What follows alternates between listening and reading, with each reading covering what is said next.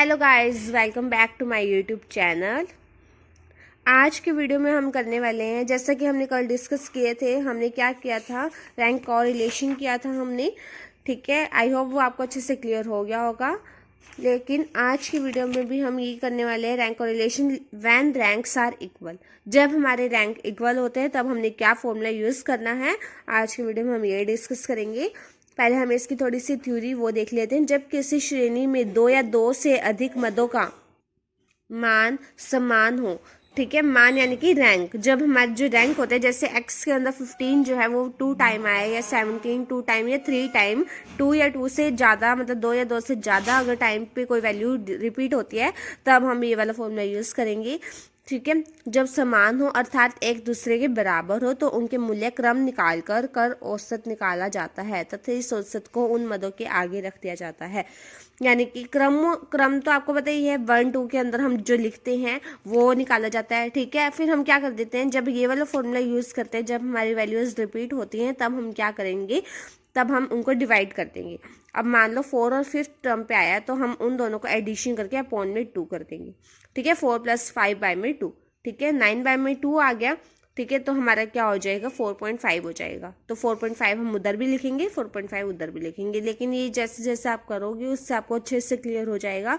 मुझे पता है मेरे बताने से आपको इतना पता नहीं लगेगा, लेकिन हम आगे जब क्वेश्चन करेंगे उससे अच्छे से आपको क्लियर हो जाएगा आगे के। लेकिन ऐसा करने में भूल की संभावना रहती है, इसे समाप्त करने के लिए निम्न सूत्र का प्रयोग किया गया है। आगे ये वाला जो फॉर्मूला है ये आपने अच्छे से देख लो, आप अच्छे से इसको याद करना, फिर ये आपको पता लगेगा कि हमने क्या फॉर्मूला अप्लाई करना है। अब पहले हमने क्या लिखना है, पहले हमने फॉर्मूला लिख लेना है। और ये जो 6 है ये यहाँ पे नहीं आएगा, फॉर्मूले के अंदर ये बाहर आएगा। ठीक है, तो ये इन्होंने मिस्टेक कर रखी है, ये 6 समेशन डी स्क्वायर के साथ नहीं आएगा, इनफैक्ट ब्रैकेट के बाहर आएगा। ये देखिए इस टाइप से आएगा ये ब्रैकेट के बाहर। ठीक है, तो पहले हम क्या करते हैं, पहले हम अपनी स्टेटमेंट को लिख लेते हैं कि हमारी स्टेटमेंट क्या है। आई मीन टू से कि पहले जो हमें एक्स दिया हुआ है, वाई दिया हुआ है, पहले हम इनको नोट डाउन कर लेते हैं। ये देखिए मैंने हमारी जो स्टेटमेंट है, जो हमें एक्स और वाई दिया हुआ है, ये मैंने नोट डाउन कर लिया है। पहले अब हम क्या करेंगे, हम अपना फॉर्मूला लिखेंगे। देखिए मैं आपको हर वीडियो के अंदर ये बोलती हूँ, जो भी हमारे साइट की वीडियोस हैं उनके अंदर मैंने आपको यही बोला है कि पहले हमने क्या करना है, सम को नोट डाउन करना है और उसके बाद हमने फॉर्मूला लिखना है। फॉर्मूला लिखने से हमें पता लग जाता है कि हमने क्या क्या चीज़ें फाइंड आउट करनी है, और उसके बाद हम वही चीज़ें निकालते जाएंगे और फॉर्मूले के अंदर पुट करते जाएंगे।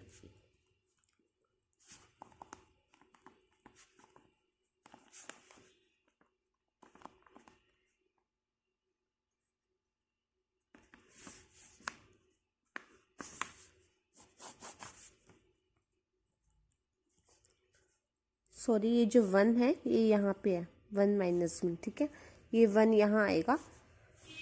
n³ - n जो है वो ओनली इनके नीचे है। ठीक है, ये वाली वैल्यू के नीचे देखिए यहाँ पे जैसे दिया हुआ है, ये वाला जो n³ - n है वो ओनली इनके नीचे है, 1 माइनस में है। ठीक है, यानी कि 1 के नीचे ओनली 1 है। जब हम एलसीएम लेंगे या जैसे भी हम आगे अपने क्वेश्चन को कंप्लीट करेंगे वैसे आपको पता लग जाएगा। तो अब हमने इसमें क्या करना है, आप देखिए अब इसमें 10 और 10 है वो 2 टाइम रिपीट हो रहा है। ठीक है, बाकी कोई डिजिट तो रिपीट नहीं हो रहा, लेकिन ये 10 और 10 2 टाइम रिपीट हो रहा है। पहले हम क्या करेंगे, हमारे जो स्मॉलेस्ट या फिर जो बिगेस्ट वैल्यू है पहले हम वो लेंगे। अब इसके अंदर हम क्या लेते हैं, बिगेस्ट वैल्यू ले लेते हैं। ठीक है, क्योंकि पहले हमने स्मॉलेस्ट वैल्यू ली थी। अब इसके अंदर जो भी हमारी बिगेस्ट वैल्यू है वो उसको हम पहले क्या लिखेंगे, 1 लिखेंगे। ठीक है, ये वाली वैल्यू को हमने 1 लिख दिया। और इससे स्मॉल वैल्यू क्या है, ये 2, फिर ये 3, ये 4, ठीक है, फिर ये 5, फिर ये वाली वैल्यू 6, फिर आगे है 7 और 8। 7 और 8 जो वैल्यू है वो हमारी क्या है, रिपीट हो रही है, वो वैल्यू हमारी रिपीट हो रही है। तो हम क्या करेंगे, 7 + 8 अपॉन में 2। ठीक है, 7 + 8 अपॉन में 2 यानी कि 15 अपॉन में 2, ये क्या आ जाएगा 7.5। ठीक है, इसके अंदर क्या हो जाएगा, 7 और 8th आइटम जो है हमारी वो भी इंक्लूड हो जाएगी। तो हम क्या कर देंगे, इन दोनों की प्लेस में हमने क्या लिख देना है, 7.5।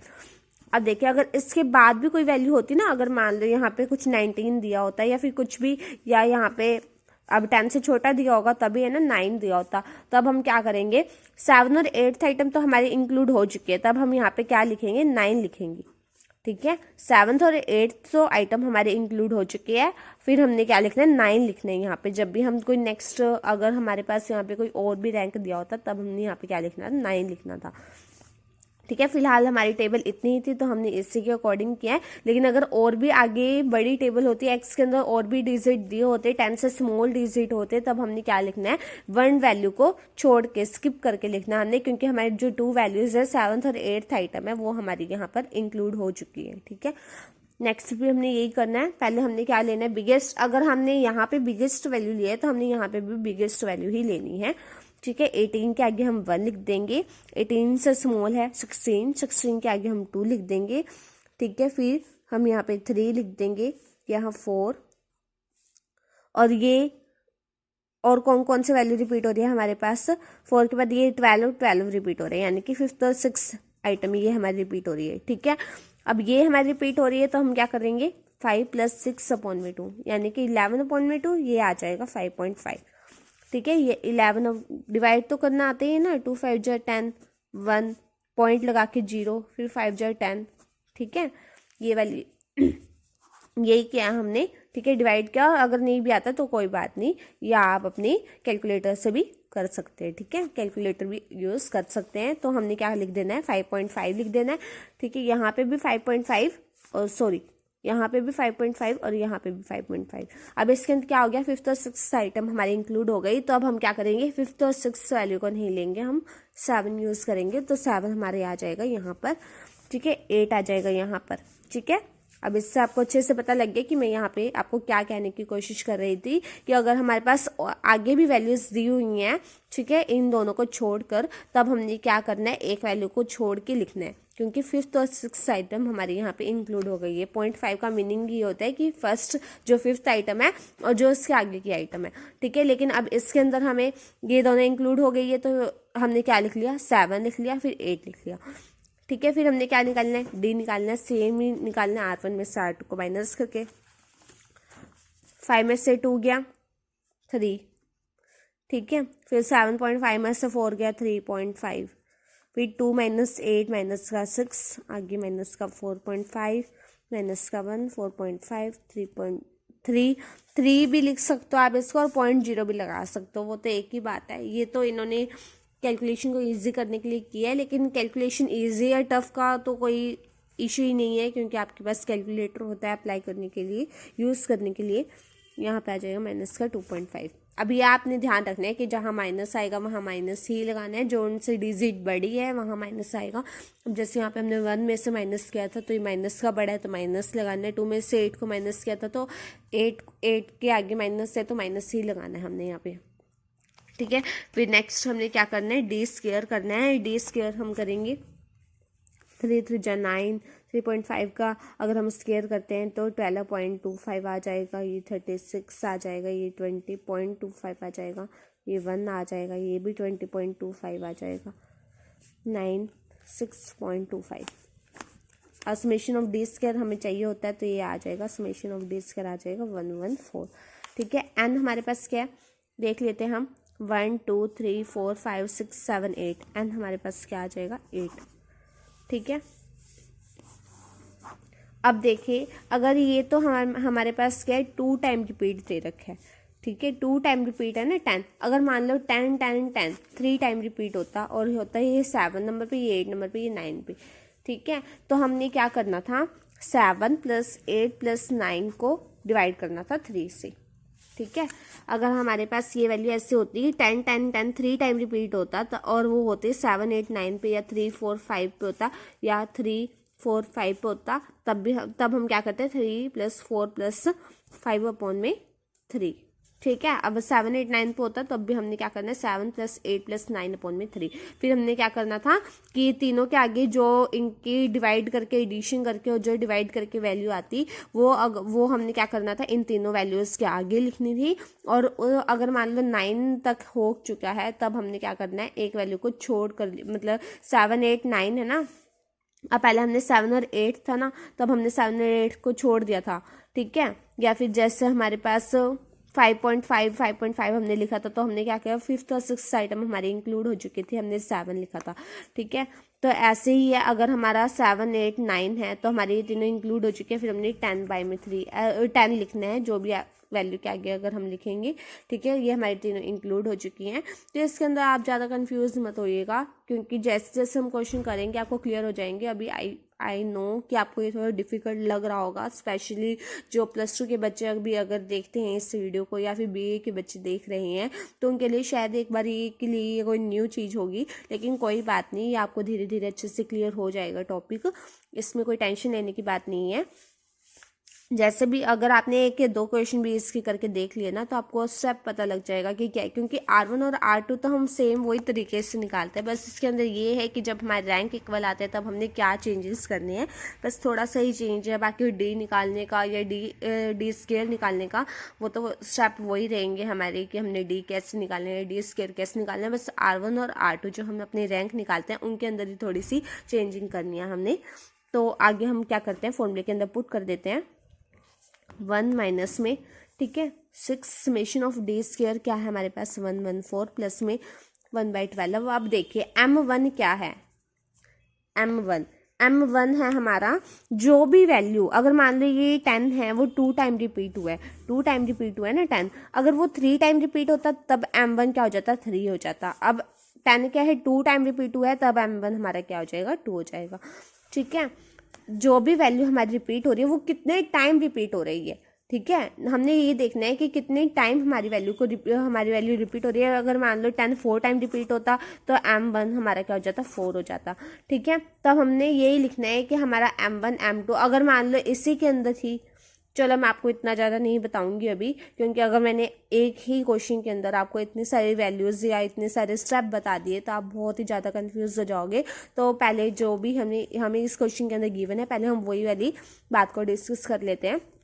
फिलहाल हमारा M1 क्या होगा, हमारा M1 होगा 2, क्योंकि हमारा जो 10 है वो 2 टाइम रिपीट हो रहा है, ठीक है। तो हम अपने M1 को क्या लिख लेंगे, 2 लिख लेंगे, 2 की क्यूब माइनस में 2, ठीक है, प्लस में 1/12। अब x का तो काम खत्म हो चुका है। अगर मान लो y के अंदर वैल्यू रिपीट नहीं हो रही होती, ओनली x के अंदर वैल्यू रिपीट होती, तब तो हमने ओनली इतना ही लिखना था, ठीक है। लेकिन अब y के अंदर भी वैल्यू रिपीट हो रही है, वो कौन सी वैल्यू, 12 भी कितनी बार रिपीट हो रहा है, कितनी टाइम रिपीट हो रहा है, वो भी 2 टाइम रिपीट हो रहा है। तब भी हमने क्या लिख देना है, M2 भी हमारा क्या है, हमारा M2 भी क्या है 2 है, M2 इक्वल्स टू में 2, ठीक है, M1 इक्वल्स टू में 2।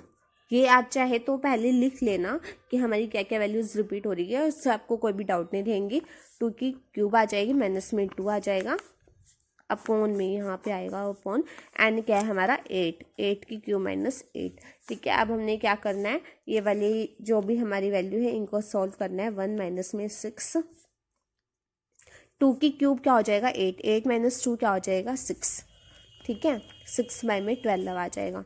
ये भी क्या आ जाएगा 6/12 अपॉन में 8 की क्यूब माइनस 8 की क्यूब क्या होती है 5/2 माइनस में 8 की क्यूब यानी कि 8 इंटू 8 को 3 टाइम हमने मल्टीप्लाई करना है, वो हमारी वैल्यू आ जाएगी, ठीक है। फिर उसके बाद हम क्या कर देंगे 1 माइनस 6, ये क्या हो जाएगा 1/2, ये भी क्या हो जाएगा 1/2, 6 1 जा 6, 6 2 जा 12, ठीक है। ये हमने कट कर दिए।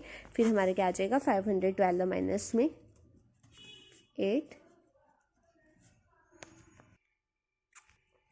चाहे तो आप इसको डायरेक्ट भी लिख सकते हो, 512 में से 8 गया 504, लेकिन कोई बात नहीं, हम ये नेक्स्ट स्टेप में लिख लेंगे जब हम इसको सॉल्व करेंगे। 1/2 है, एलसीएम लेके करेंगे। जब 2 को 114 से मल्टीप्लाई करेंगे, 114 को जब हम 2 से मल्टीप्लाई करेंगे तो हमारे क्या आ जाएगा 2 4 जा 8, 2 1 जा 2 1। और आप ये डायरेक्ट भी कर सकते हो, 1/2 है तो 0.5 आ जाएगा, प्लस में हमारे पास क्या 114 है, इनको आपने एडिशन कर देना है, ठीक है। वो आप जैसे भी कर सकते हो, एक ही क्वेश्चन को करने के 3-4 मेथड होते हैं। हमने मल्टीप्लिकेशन एडिशन ये सॉल्व भी करनी होती है, तो वो आप किसी भी तरीके से कर सकते हो, ठीक है। आपके पास कैलकुलेटर होता है तो आपके लिए ये भी ईजी रहेगा कि 1/2 से आप डिवाइड कर लो पहले, फिर उसके बाद जो भी आता है सिंगल डिजिट के अंदर बना लो और फिर उसके अंदर 114 को ऐड कर दो, ठीक है। लेकिन अगर आप लोगों को एलसीएम लेना भी आता है तो ये भी ईजी रहेगा। 128 आ जाएगा, प्लस में 2, ठीक है, अपॉन में 2, ठीक है, 130 अपॉन में 2, ये भी कैंसिल हो जाएगा, 65, सॉरी मैंने यहाँ पे 2 नहीं लिखा, 2 1 2, 2 1 2, ठीक है, 228 आएगा, ये 230 हो जाएगा ये। फिर हमारे पास यहाँ पे क्या आ जाएगा, 115 आ जाएगा, ठीक है, 115 आ गया ना ये। अब नीचे क्या आ जाएगा, 512 में से 8 गया, 504। फिर हम क्या कर देंगे, 1 माइनस में, अब हमने क्या करना है, 115 को 6 से मल्टीप्लाई करना है। ये तो आपको आता ही है, 115 को 6 से अगर हम मल्टीप्लाई करेंगे तो हमारे पास क्या आ जाएगा, 690 आ जाएगा, बाय में 504, ठीक है, 504 लगा दिया। फिर हमने क्या कर देना है, पहले इनको डिवाइड कर लो, 1 माइनस में 1.36, और फिर जब हम इनको वो माइनस करेंगे तब हमारे पास क्या आ जाएगा 0.36, और वो किसका आएगा, माइनस का आएगा। तो ये हमारा क्या हो जाएगा, नेगेटिव कॉरिलेशन हो जाएगा, नेगेटिव कॉरिलेशन। यही हमारा आंसर है, ठीक है। तो गाइस इसके अंदर इतना ज़्यादा आपको मतलब ये नहीं है कि आप कंफ्यूज हो रहे हो। तो आप क्या करोगे, पहले एक ऐसा क्वेश्चन लो जो जिसके अंदर वैल्यू 2 टाइम रिपीट हो रही है, ठीक है। पहले तो आपने अगर वन मतलब जो भी सिंगल डिजिट हमें दे रखे हैं, जो भी मैंने आपको पहले क्वेश्चन करवाए हैं, अगर आप वो कर चुके हो ना तो आपके लिए बहुत ईजी रहेगा, आपको इसमें कोई भी दिक्कत नहीं होने वाली। लेकिन अगर अब आप ये वाला क्वेश्चन करके देख रहे हो तो आप पहले 2 टाइम रिपीट होने वाली डिजिट लो, फिर उसके बाद 3 टाइम रिपीट होने वाली है, आपने आप से कोई डिजिट क्रिएट कर लो, ठीक है। अगर आप मुझे कहोगे तो मैं आपको खुद से कोई क्वेश्चन दे दूंगी। अगर आपको फिर भी कोई डाउट रहता है तो आप मुझे बताइए, मैं आपके हर एक डाउट को क्लियर करने के लिए ही हूँ। लेकिन अब देखिए, अगर जब आपने ये वाला क्वेश्चन कर लिया, अगर आपने 2 टाइम रिपीट होने वाली भी डिजिट का कर लिया है ना, रैंक आर इक्वल वाला कर लिया है, तो अब आपको कोई भी दिक्कत नहीं होने वाली। आई नो कि क्वेश्चन थोड़ा आपके लिए एक बार के लिए डिफ़िकल्ट शायद रहे, लेकिन आप जैसे जैसे इन क्वेश्चंस को ट्राई करके देखोगे आपके लिए बहुत इजी हो जाएगा। और नेक्स्ट वीडियो के अंदर हम करेंगे रिग्रेशन, हमारा एक रिग्रेशन टॉपिक है, वो +2 के अंदर भी है, ठीक है। तो नेक्स्ट वीडियो के अंदर हम रिग्रेशन टॉपिक डिस्कस करेंगे, लेकिन आज की वीडियो में हम पहले इसकी थोड़ी सी जो थ्योरी है वो डिस्कस कर लेते हैं। ये वाला क्वेश्चन तो मैंने आपको करवाई दिया था, ठीक है। इसके अंदर ज़्यादा कुछ है नहीं, बस ये कुछ ही क्वेश्चंस थे। मुझे पता है कि आप लोग तो यही कहोगे ना कि मैम आप तो यही बोल रहे हो, लेकिन हमें पता ना कि हमारे लिए कितना ज़्यादा डिफ़िकल्ट है। लेकिन मुझे पता है कि आप लोग भी ये वीडियोस देख देख के क्वेश्चंस अच्छे से कर लोगे, आई नो। तो देखिए आज की वीडियो में हम पहले थोड़ी सी और जो थ्योरी है इसकी वो डिस्कस कर लेते हैं। पहले हम जो हमारे कॉरिलेशन की जो थोड़ी सी थ्योरी है पहले हम वो देख लेते हैं कि क्या है। अगर आप बोलोगे तो मैं इस थ्योरी के ऊपर भी एक वीडियो अपलोड कर दूंगी, ये पूरी थ्योरी आपको अच्छे से क्लियर करवा दूंगी, क्योंकि हमने अब तो क्वेश्चंस कर लिए तो ये आपके लिए और भी ज़्यादा इजी रहेगा थ्योरी करना। लेकिन अगर आप बोलोगे तभी मैं करवाऊंगी, वरना मैं अब नेक्स्ट जो वीडियो है वो हमारी स्टार्ट की ही रहेगी, रिग्रेशन वीडियो। इससे पहले मैं आपको ये बता देती हूँ कि कौन कौन से टॉपिक इंपॉर्टेंट है, हमने क्वेश्चन को कैसे अटैम्प्ट करना है। अगर देखिए हमारा कोरिलेशन के रिलेटेड कोई भी थ्योरी आती है, कुछ भी पूछा जाए, उसके अंदर पहले हमने क्या देना है, हमने अपना इंट्रो देना है। पहले हमने थोड़ा सा इंट्रो देना है, तो एक एग्जाम्पल दे देना आप। इसके अंदर 2 एग्जाम्पल दे रखे हैं इंट्रो के अंदर, आप कोई भी एक एग्जाम्पल दे देना। और उसके बाद एक हमने डेफिनेशन लिखनी है, डेफिनेशन आप वॉडिंगटन के अनुसार लिखना, क्योंकि इसके अंदर बिल्कुल अच्छे से क्लियर भी हो रहा है और ये थोड़ी ईजी भी रहेगी आप लोगों के लिए। देखिए इस डेफिनेशन के अंदर क्या, जब कभी 2 या अधिक समूहों अथवा वर्गों अथवा श्रृंखलाओं में निश्चित संबंध पाया जाता है तो उनमें सहसंबंध कहा जाता है। ये तो आपको पता ही है, जब कभी 2 या 2 से अधिक, जब भी हम ग्रुप की बात करते हैं, वर्गों या श्रृंखलाओं में जब भी निश्चित संबंध कोई मतलब संबंध कोई रिलेशन पाया जाता है तभी उनमें सहसंबंध कहा जाता है। तो ये पहले हमने क्या देना है, पहले मीनिंग देना है थोड़ा सा, फिर हमने डेफिनेशन देनी है, फिर हमने यूटिलिटी बतानी है, ठीक है। यूटिलिटी के अंदर आप क्या करोगे, जैसे ये वाला जो पॉइंट है ये तो फिर भी इजी सा है, लेकिन इसके अंदर क्या है, इस पॉइंट के अंदर हमें यही बात जो है वो रिपीट दे रखे है, तो आप ये वाला पॉइंट यहाँ तक भी लिख सकते हो, ठीक है। उसके बाद आपने ये जो भी है 2-3 पॉइंट ये आपने देने हैं। फिर उसके बाद हमने बताना है सहसंबंध और कार्यकरण संबंध क्या है, ठीक है। ये तो फर्स्ट लाइन तो वही है। फिर उसके बाद आप ये वाली यहाँ से भी शुरू कर सकते हो, परंतु सहस्त्र मंत्र की उपस्थिति से ये नहीं मान लेना चाहिए। लेकिन ये देखिए, आपने ना इसके कोई क्रैमिंग डेटाफिकेशन ऐसा कुछ भी नहीं करना, क्योंकि इतनी ईजी थ्योरी है। ये आप एक बार समझ भी लोगे ना तो आपको अच्छे से क्लियर हो जाएगी ये थ्योरी, इसके अंदर कोई भी आपको डाउट नहीं रहने वाले। तो अगर आप इसको एक बार अच्छे से समझ भी लोगे ना तो आपको ये नहीं है कि आपको इस थ्योरी को बार बार रीड करने की ज़रूरत है, ये आपको एक ही बार में क्लियर हो जाएगी। आप थोड़ा थोड़ा करके पढ़ना है इनको।